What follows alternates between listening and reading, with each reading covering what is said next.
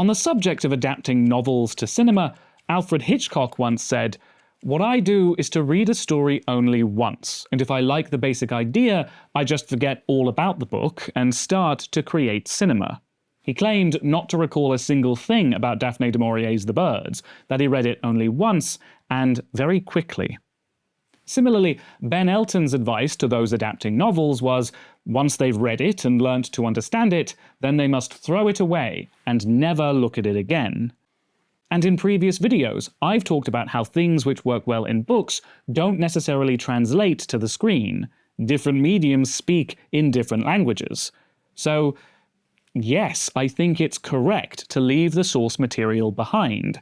If a story is going to thrive in a different medium, it needs to be reinvented from the ground up, as if it were being created for the first time with the new medium in mind. Opening a book and just copying it onto a screenplay is never going to work. Wanna bet? The Queen's Gambit, written by Walter Tevis, tells the story of Beth Harmon, an orphan-turned-chess prodigy who, despite struggles against sexism, a tumultuous home life, and her own self-destructive impulses, rises to become international grandmaster of the game. And in 2020, the TV adaptation was everyone's favourite pandemic binge. It became Netflix's most-watched scripted limited series. Anya Taylor-Joy is in everything now. And you can even get a Queen's Gambit tie-in board game, which is decidedly not chess. But what's fascinating about this adaptation is how near identical it is to the book. Without exaggeration, you can take any scene, compare it to the show, and it's the same. You resign now. Resign? That's right, child. When you lose the queen that way, you resign. No. Yes, you have resigned the game. You didn't tell me that in the rules. It's not a rule. It's sportsmanship. Why don't you heat up the chicken dinners in the freezer, okay? Set the oven at 400. I don't know how to put these on.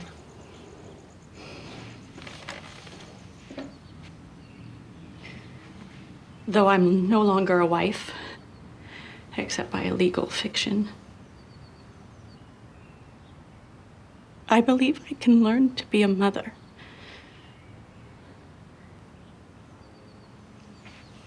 I'll show you how, if you promise to never go near Denver. Okay, watch. The knight takes, and the pawn moves up. If he didn't move it up, the bishop would be locked in. When he does, the other pawn falls. What about the other bishop over here? For Christ's sakes, Harry, it'll be check once the pawn moves and the knight trades. Can't you see that? No, I can't. I can't find it that fast. Well, wish you could. You're too sharp for me. It clearly ain't broke. So why fix it? Except it should be broke. These are different storytelling languages. The book may be in third person, but it still describes Beth's thoughts and feelings in a way the show can't. In order to say the same thing, it ought to change the way it says them. This is challenging for any novel-to-screen adaptation, let alone a novel about chess. This story is mostly about two people sat over a board, silently thinking. Not a story that lends itself to a visual medium. And yet, The Queen's Gambit is a very visual show. We've got elaborate montage, creative editing, strong aesthetics, non-verbal communication, visual metaphor, and, needless to say, it keeps finding new and interesting ways of filming chess. With all respect to Mr. Hitchcock, clearly it's possible to remain very faithful to the source material and still create an adaptation that's comfortable in its new medium. Well, they must have done something with it. Of course they did. But it's subtle. Subtle? Or accidental? Oh, you think it was a fluke? I'm just saying, just because this approach worked this time, it's not because it's a good approach. Maybe there's more to this approach than meets the eye. Or maybe The Queen's Gambit succeeds not on its own merits, but on the merits of the book. All right, let's play.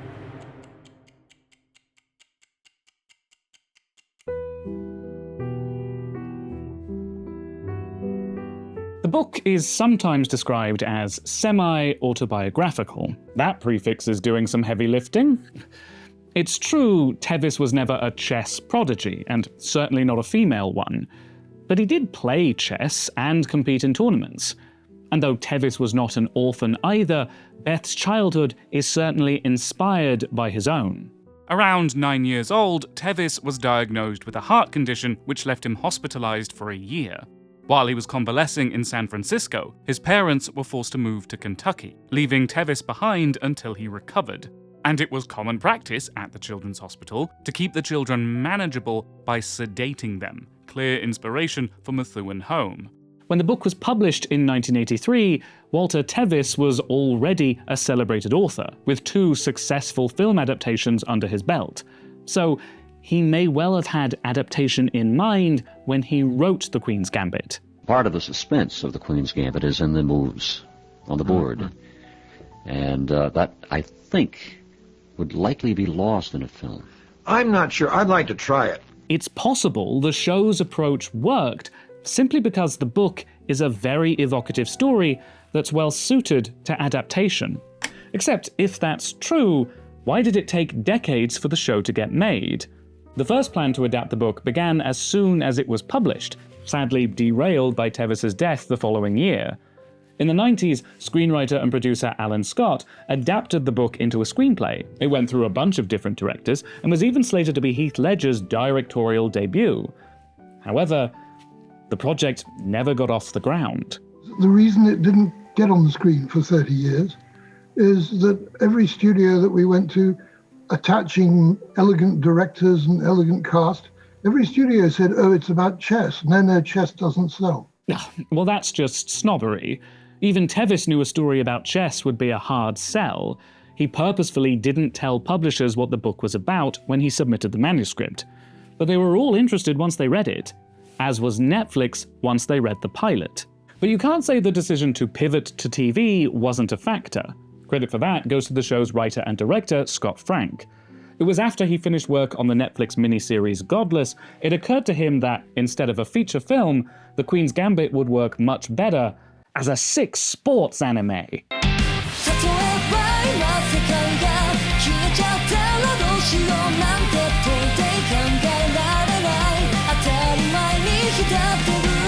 But they didn't have the animation budget, so they went with the Netflix miniseries instead. In many ways, TV is more suited to novel adaptation. Films have limited runtimes, they tend to have a more rigid 3-act structure. But TV can tell a long story across numerous episodes, similar to the chapters of a book. Adapting the story so faithfully was only possible because of this change in approach. And perhaps it was only by including more of the book that it became something studios were willing to produce. Except pace is not just a matter of how much time you have. In prose, time is malleable. You can be as detailed or as general as you like, whereas cameras can only film what you point them at.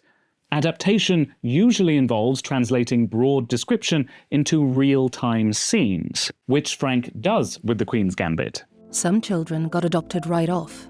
A 6-year-old named Alice had come in a month after Beth and was taken in 3 weeks by some nice-looking people with an accent. Other children had been there a long time and knew they would never leave. They called themselves lifers. Beth wondered if she was a lifer. That is not fair. She got here after you. Most of us are lifers. Sometimes, yes. More often, though, Frank doesn't need to do this, because Tevis has already paced the novel in the style of a screenplay. Tevis writes in scenes, air quotes, short passages of real time, focusing on conversations or events, sometimes only paragraphs long, or even just a few lines, and always separated by a dinkus. Yes, this thing is genuinely called a dinkus. It's a common enough punctuation for separating sections in prose, but where other authors use them to shift into a wholly new subject, for Tevis, they don't interrupt the narrative flow, they just signify a passage of time, much like the scene breaks of a screenplay. And while Tevis sometimes describes longer stretches of time in a novelistic way, More often, he'll do this thing of picking out specific moments within a period of time and place them next to each other to suggest a gradual change or create a sense of day-to-day life. For example, the book opens with Beth's experience of Methuen home, which Tevis structures as a series of short, separated paragraphs describing moments which particularly affected Beth. That's a montage, baby. But as you said, the show can't copy Beth's internal monologue, I mean, short of slapping conspicuous voiceover on everything. To adapt this, Frank has to translate it into dialogue in a way which feels natural. Back in the room that evening, Mrs. Wheatley watched the Beverly Hillbillies and the Dick Van Dyke Show, while Beth sat up and went over her 2 games, looking for weaknesses in her play. There weren't any. What are you doing? Replaying my earlier games. What on earth for? Looking for weaknesses in my play. I see. And? There aren't any. But again, Frank mostly doesn't need to translate anything. Tevis often describes Beth's emotions indirectly. For instance, instead of writing something explicit like, Beth realized she was feeling attracted to Harry Beltic. He'll instead write, He looked at her for a moment and smiled. His teeth weren't really so bad. Which allows the audience to learn Beth's emotions by inferring them. You may have heard the phrase, show, don't tell. It's effective in literature, but it's essential on screen. We're not privy to the characters' thoughts, we can only infer them by observing. And it just feels more natural to relate to characters like this than if their thoughts were simply broadcast via dialogue. You can't just have your characters announce how they feel. That makes me feel angry. But because Tevis has already written it like this, the adaptation only needs to follow his blueprint. And I got my teeth fixed. I used my tuition money. My parents are plenty ticked off about it. It was worth it.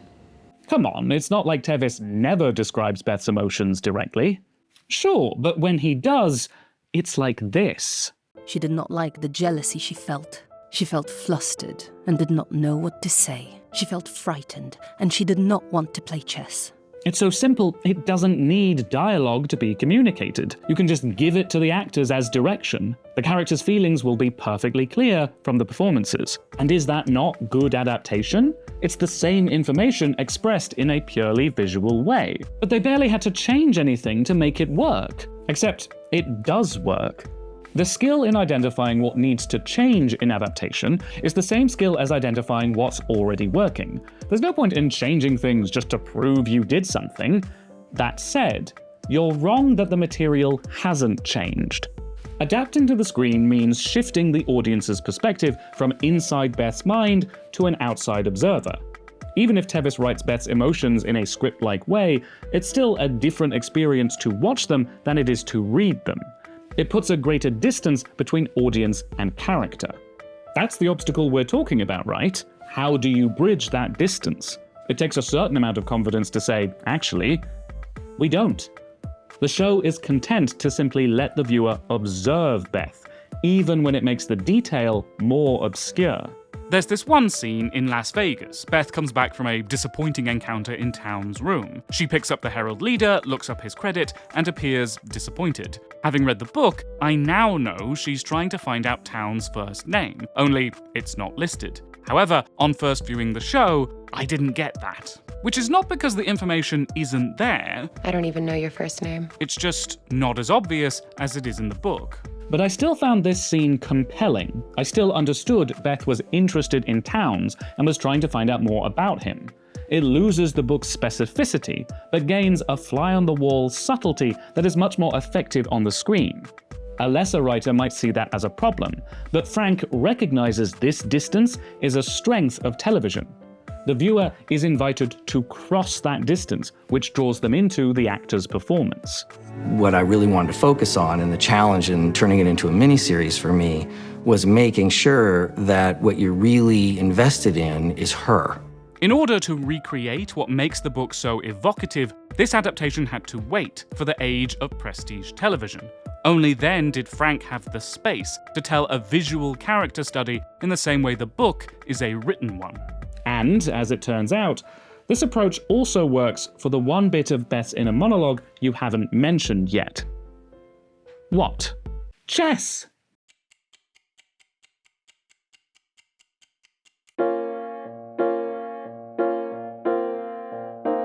To me, it's one of the tensest games in the world. It's so interior. It is so obscure to people who don't play it that most people have no conception of this. And one of the things I'm trying to do in writing this novel is give a reader who doesn't know beans about the game of chess some sense of the tremendous excitement that goes on in that game. The big challenge with depicting chess in fiction is you can't trust your audience will even know how to play, let alone be able to follow the game on the level of a professional chess player. Tevis's approach to this was not to try and explain chess to the reader, but to try and capture how it feels to play. The games in the book are clearly based on real chess. Tevis describes real moves and strategies using technical jargon, but not in such a way the reader needs to understand. It's easy to follow from context how the game is going. The middle game was Byzantine. They were both entrenched, with every piece supported at least once, and many of them twice. She fought to avoid trades and to find a wedge that could bring her back to even. He countered everything she attempted, moving his pieces surely with his beautifully manicured hand. But this is not the sort of internal monologue which can be easily converted into speech. You can't claim the adaptation just copies this from the book. Well, except it does. I had his pieces tied up in 15 moves. I mated him in 6 more with a knight-rook combination. All right, once or twice. But that's not going to fly for 7 episodes of chess. The show has to find a visual solution. True enough, but with that, it's not doing anything which hasn't been done before. Disagree. It solves a problem cinema and television has struggled with for decades. A lot of the time when chess is depicted on screen, it's not really about the chess. It's about the conversation between the players. The game is just a metaphor, or a way of visualizing tension or strategy, and is rarely integral to the plot. And even when it is, it's still secondary to dialogue. What did you gain by this reprieve? A great deal. Glad to hear it. The content of the game is left obscure. Mostly obscure. Have you tricked me? That's right.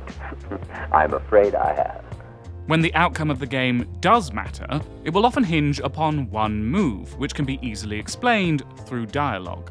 Once I make my move, the queen will take me. Then you're free to check the king. No! Ron, no! Which the Queen's Gambit does. It doesn't work. I don't have to use the queen. Move. I'll just cover it with the bishop and... Move. Okay, sometimes, but obviously you can't have the players chat over every move, so that task is relegated to an observer. What does it mean? She's winning. She's winning. Why is everyone so excited? It was a draw. Neither player could force a win. Look deep, Josh. It's there. It's 12 moves away, but it's there. You've got him.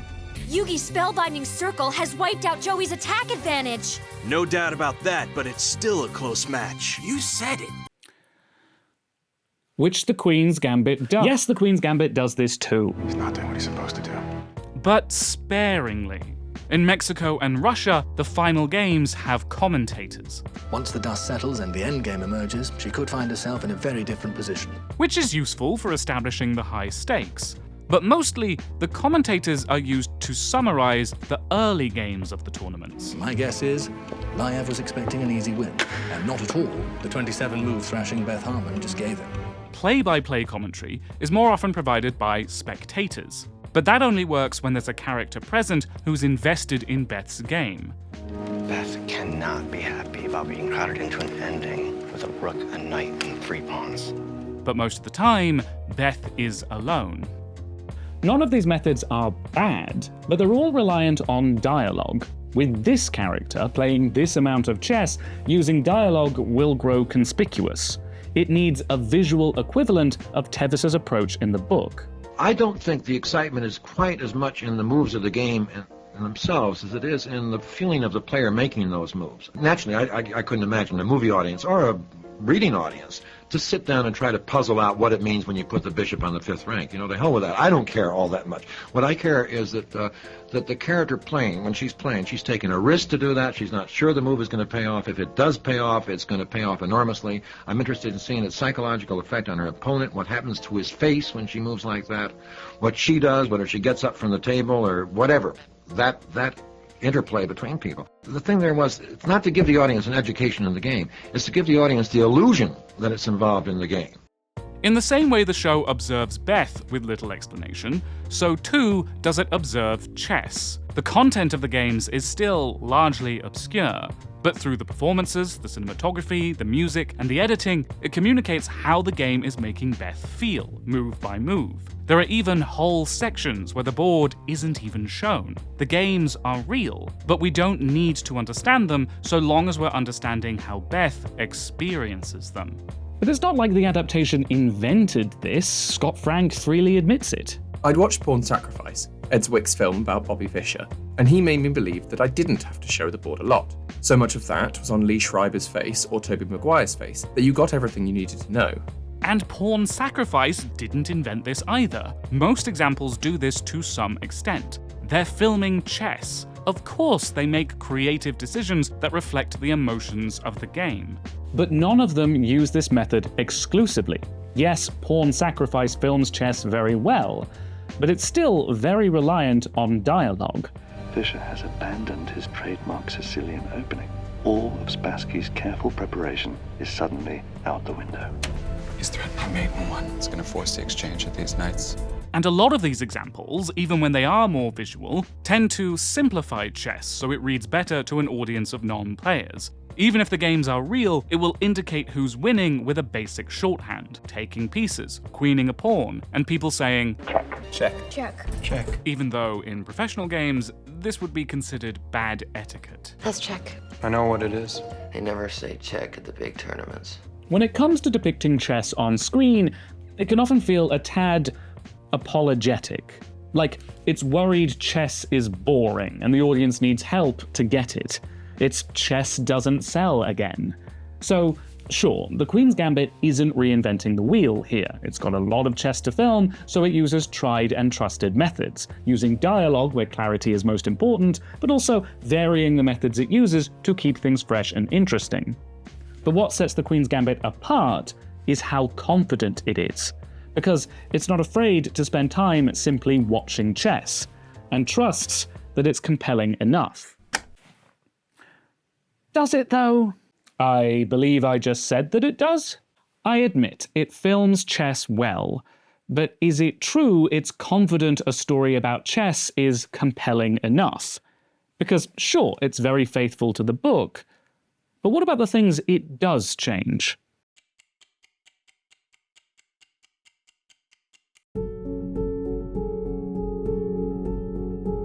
I thought you wanted it to make changes. I'm just saying, normally change is necessary.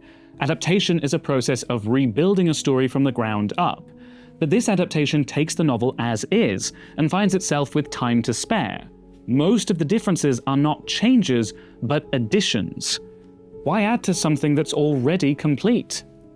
I wouldn't say Frank adds to The Queen's Gambit so much as expands on what's already there, particularly with the secondary characters.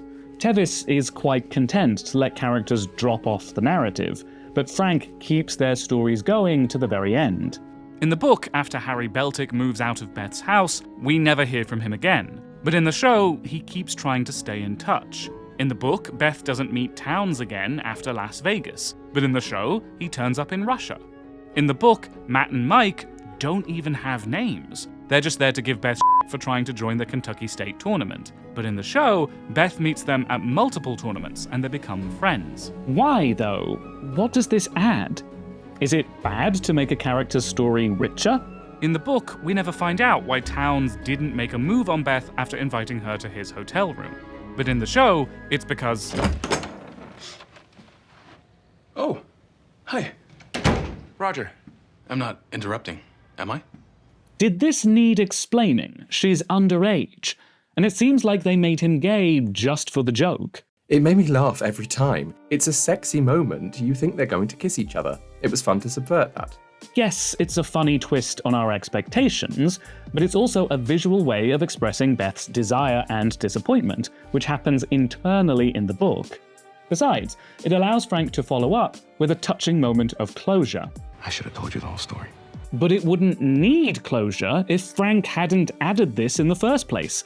Why is Towns even in Russia? Look, if you want to translate Beth's internal monologue into dialogue, it helps to have people around for Beth to talk to. I threw away the pills, and then I asked the front desk where I could get more. Beltic struggling to reach Beth while she's in the grips of her downward spiral lends context to how badly she's isolating herself. And it's thrown into sharp relief when he finally corners her at the Kentucky State Championship. My dad drank. Okay. You smell just like he did.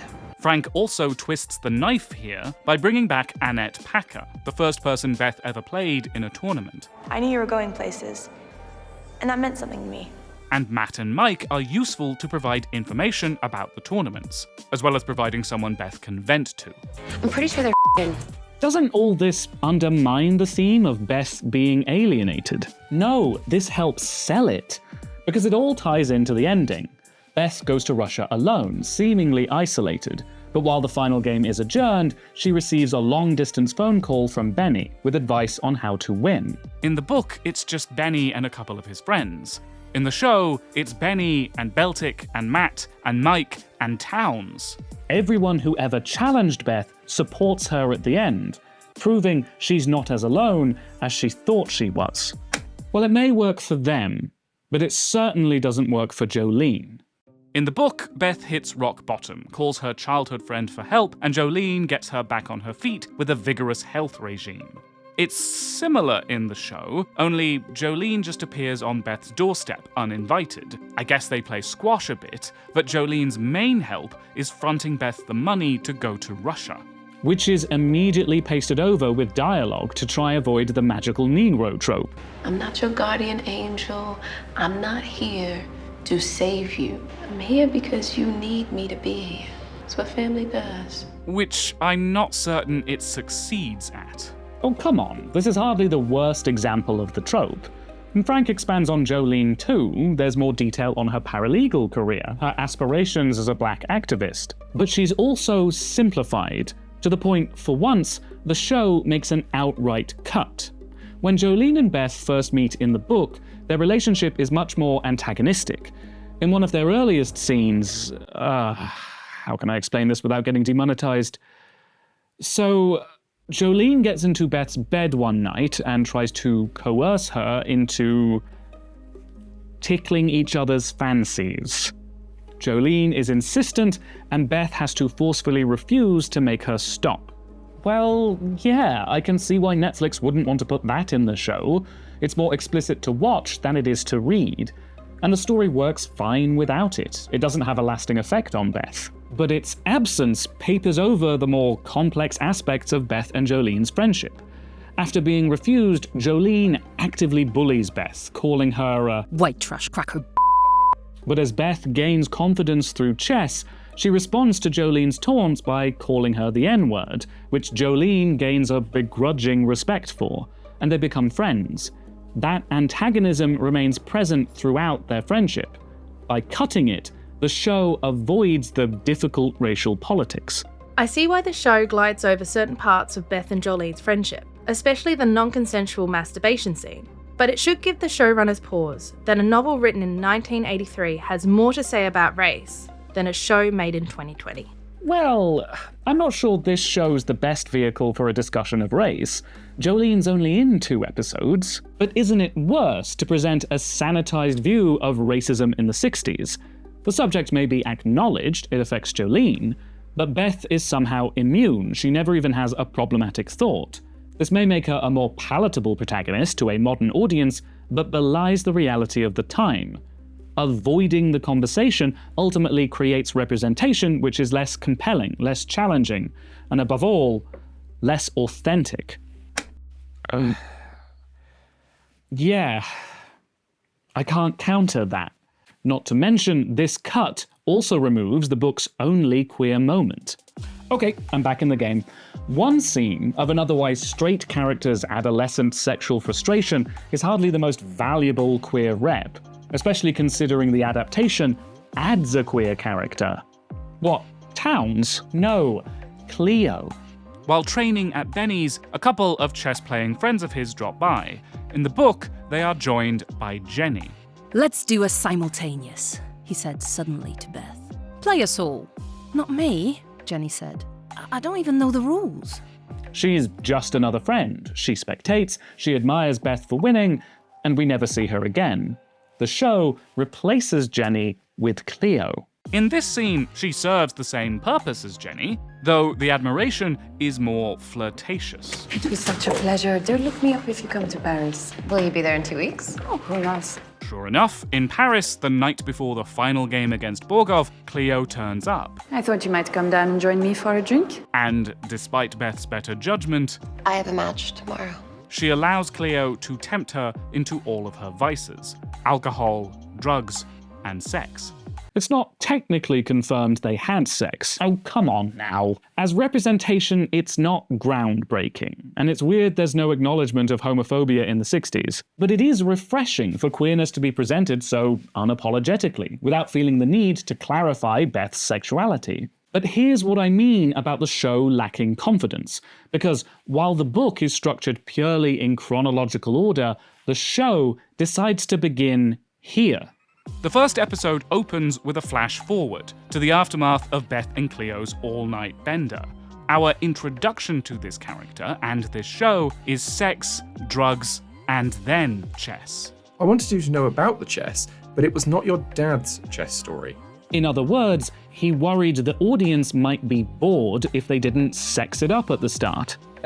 Normally, I might agree with you. The decision to open with a flash forward to the third act can feel like the writer doesn't have faith in their opening. Exactly. It's like saying, it gets better, I promise. But I don't think Frank has that anxiety. They ask an audience, was there any part of the movie that was slow?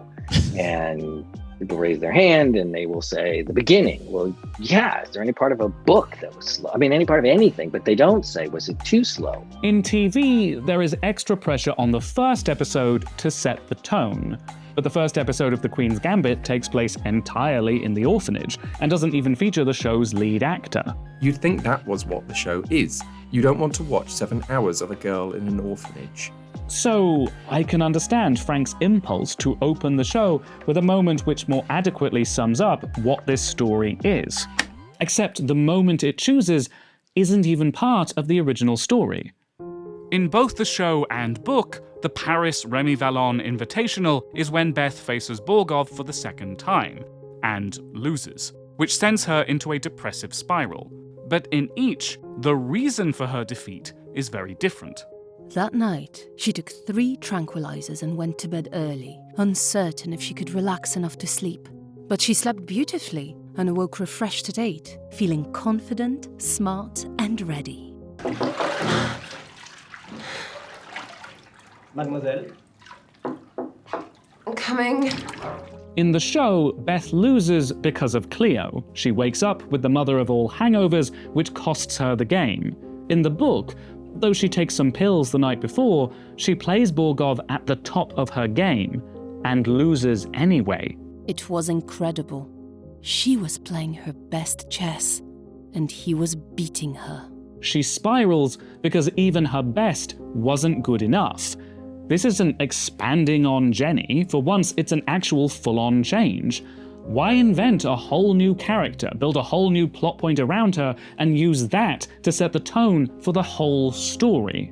This is one of many examples of the show focusing more on Beth's addiction. In the book, Beth goes to the bathroom midway through her game with Beltic to calm herself down. In the show, she takes a pill.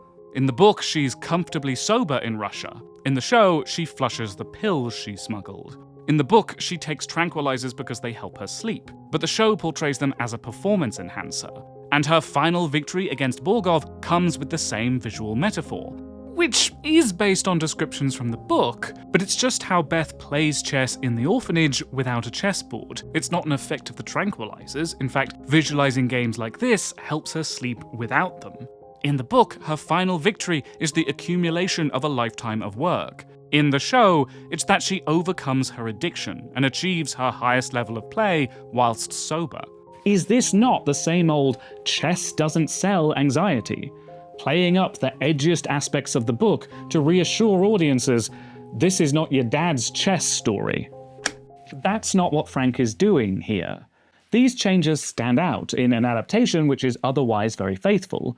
At first glance, there appears to be very little justification, but there's a more subtle change Frank has made here to make the story his own. What really struck me about The Queen's Gambit was that it wasn't at all about chess. It's not about a game, it's about the cost of genius.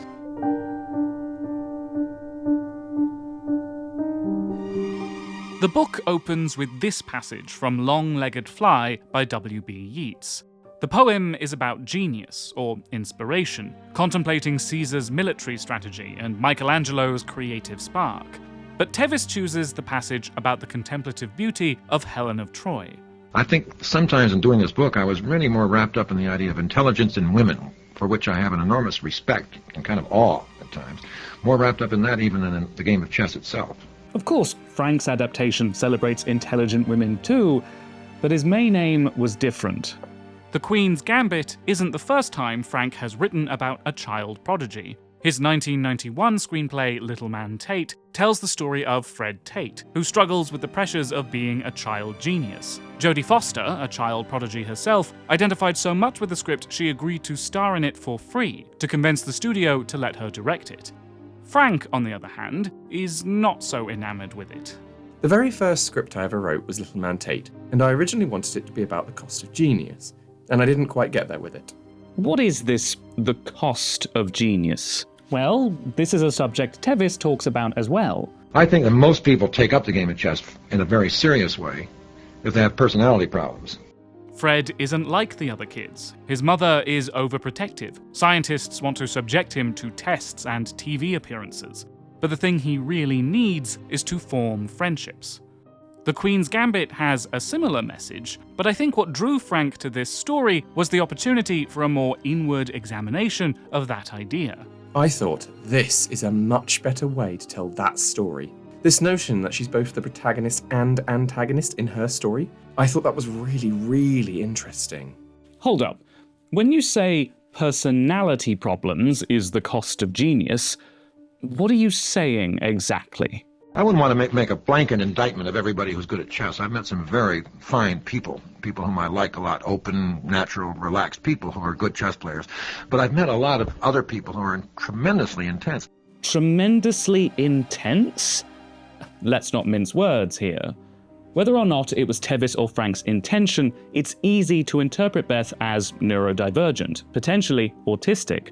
She has a special interest, she speaks bluntly, and interprets things literally. Even if it's not explicit, many autistic people identify with Beth.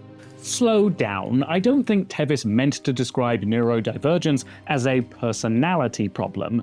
He was talking about anxiety, as reflected by his own experiences. I was afraid of girls, I was afraid of a lot of things, and chess was a way of getting rid of some of that anxiety by displacing it into something that was relatively safe. And this angle is represented in the show. I feel safe in it. I can control it, I can dominate it. But is anxiety what Frank means by the cost of genius? Because there's this tendency to portray neurodivergence, especially autism, as a sort of trade-off to a superpower.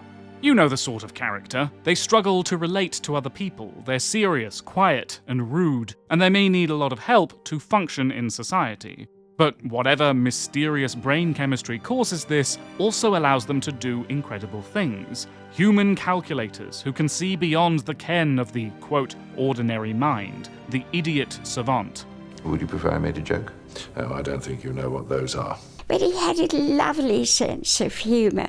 The relationship between intelligence and neurodiversity is not something I'm qualified to talk about. Suffice to say, both subjects are much more complicated than this trope suggests. What I can say is most neurodivergent people are not savants. but because of this trope, we expect them to be. This can be considered a very capitalist and exploitative belief, that a person's worth, especially an autistic person's worth, is linked to their ability to perform exceptionally in a manner that is viewed useful to others. So when Frank talks about the cost of genius, is he repeating the same idea? Two sides of the same coin. You've got your gift, and you've got what it costs. No, because if Beth is autistic, it's never shown as either a cost or a superpower. Beth may have a natural aptitude for chess, but it's still something she has to work at and study for. Even opponents she's beaten have something to teach her. And though she goes through similar struggles many neurodivergent people face, those struggles are not her greatest obstacle. Indeed, thanks to Frank, it's all about her addiction now, which has nothing to do with neurodivergence. Doesn't it? In the book, we don't learn much about Beth's parents. Beth has snippets of memory, but all we really know is her mother died in a car crash Beth wasn't present at, and her father died some years earlier due to what her mother described as a carefree life. In the show, we get frequent flashbacks to Beth's memories of her mother, revealing that, just like Beth, her mother was both brilliant and self-destructive. Alice Harmon had a PhD in mathematics, was a professor, and was married with a child, but she became increasingly erratic, ran away from her husband, and ultimately took her own life by causing the crash which killed her, with Beth in the car too. Obviously, Frank is drawing a parallel between Beth and her mother, suggesting the traits they have in common are genetic, medical even. We see Alice refusing to take medication for we don't know what. You're not taking care of yourself. And Frank also compares Beth to real-life chess players who suffered mental breakdowns. Morphy went crazy in Steinitz. It's foolish to run the risk of going mad for vanity's sake. Which suggests Beth's natural talent for chess, and perhaps the talent for chess in general, is linked to something wrong with the brain. Well, creativity and psychosis often go hand in hand. Or for that matter, genius and madness. You think I'm crazy? Neurodivergence is not the same as mental illness. Is Frank making that distinction? Because he really seems to like this idea that super intelligent people have mental disorders. There is some ground for belief that genius is touched with madness. Except in The Queen's Gambit, this idea is ultimately dismissed. Maybe it's in my blood. My mother went crazy. Went crazy or always was? I don't know. She gone. Quit thinking about it. It's not doing you any good. So what's the point then? The cost of genius is nothing? I think what Frank means by the cost of genius isn't just one thing. You've got your gift, and you've got what it costs. Hard to say for you what that will be. Isolation, stress, mental breakdown. All of these things are posed as potential costs of genius, but not guaranteed. The true cost of genius for Beth is in how she responds to the unique pressures her intelligence brings. That's why Frank shifts the focus onto addiction. It's an external way of expressing an internal struggle. With genius comes stress, which drives Beth to addiction, which makes those stresses worse. Yeah, I don't buy it. What do you mean you don't buy it? I don't know, I just don't follow that Beth's addiction is that closely linked to her intelligence, or the stresses of chess. But that's what Cleo is for. She represents all of Beth's vices, and the stress of facing Borgov drives her to Cleo. Does it, though? More often, her addictions are the result of circumstance. Being drugged at the orphanage, having an adoptive mother with her own substance issues, being rejected by towns, the death of her mother, twice. Yes, her worst spiral follows her loss in Paris, but was her game-losing binge with Cleo really caused by stress from the tournament? She was more prepared than she'd ever been, and seemed perfectly calm and sober. I can't help feeling if Cleo hadn't turned up, she'd have been fine. It seems more like her addiction is driven by addiction. Yes, Frank does try to link her chess skill to the pills as performance enhancers, but that undercuts the point that her addictions are killing her chess ability. The show also cuts from the book. When Beth returns to the Kentucky Championship, she plays and loses against a low-ranked opponent, making her worry that drinking has destroyed her gift. But outside Cleo, the show doesn't sell that as a serious concern. If anything, chess is an antidote to the cost of genius. It's through chess Beth forms connections, makes friendships, gains confidence, and financial independence. So, no, I don't buy that Beth's addiction is directly related to her skill at chess. But that's the point. Beth wins in the end by proving these fears false. She's not alone, she's not crazy, and she doesn't need the pills to win. So the cost of genius is nothing. No, it's the challenges that go hand in hand with genius. But you've just admitted those challenges are simply anxieties which turn out not to be real. They are real, she just overcomes them by being the best chess player in the world, thus proving these challenges don't go hand in hand with genius. See, this is what I'm talking about. Frank went in with this strong idea of what he wanted to explore. But that isn't what Tevis wrote about. In the book, chess is a parallel obsession to Beth's addiction. But instead of rebuilding the Queen's Gambit for its new purpose, Frank just rejigged it a little. As a result, it doesn't actually have that much to say about the cost of genius. That's just a veneer painted over what the book already does well.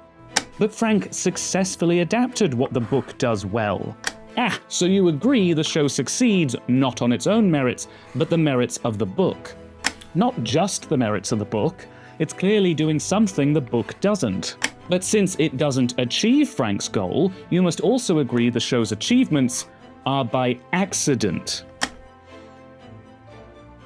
Shall we just call this a draw? Yeah, go on.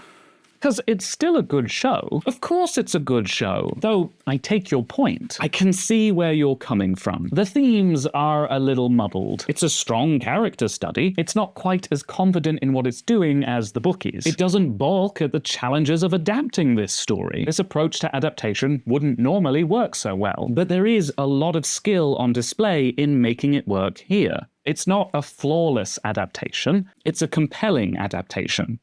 Good game. Well played. Monopoly? Not even once. You can support the channel and see bonus content via my Patreon, patreon.com/JamesWoodall. You can also give me a super thanks here on YouTube, and be sure to like, share, subscribe, and leave a comment. Unless you've noticed the mistake I made in the chess game. You can keep that to yourself. Thanks for watching.